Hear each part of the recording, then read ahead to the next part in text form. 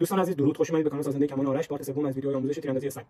آموزش امروز آموزش انتخاب تفنگی که بستگی به فاصله ما تا هدفمون بعد تفنگ‌های مختلف انتخاب کنیم. بالای 300 متر ما حتما با تفنگ بولت اکشن یا تفنگ‌های موزیک تیر رو به این حالت میگیرن انتخاب کنیم. به چه دلیل؟ دلیل اینکه اکشن ما که این پارت متحرکمونه این رو می‌بینید، این میره تیر رو از این که تکرار باشه برمی‌داره، می‌ذاره. حالا خیلی اوور کار کردم می‌گیره.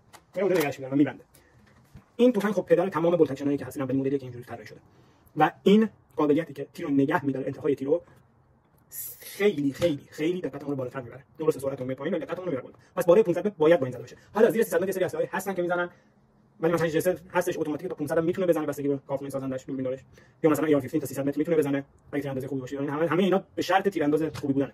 و همچنین تفنگی که خیلی محبوب توی خاورمیانه، خودم خیلی دوستش دارم ولی به درد نمیخوره، تفنگ دراگنوف SVD که یه تفنگ اتوماتیکه. درسته طراحی شده برای تیراندازی اسنایپر ولی تیربار میزنه، دقتی نداره. 300 متر بیشتر نمیتونه اصلا بزنه. 300 متر هم دقیق نیست. این تیر اصلا تیر اسنایپر نداره، این تیربار داره میزنه تفنگ. پس برای همین انتخاب تفنگ و اینکه بدونیم چه تفنگی ما باید با شلیک کنیم خیلی مهمه. و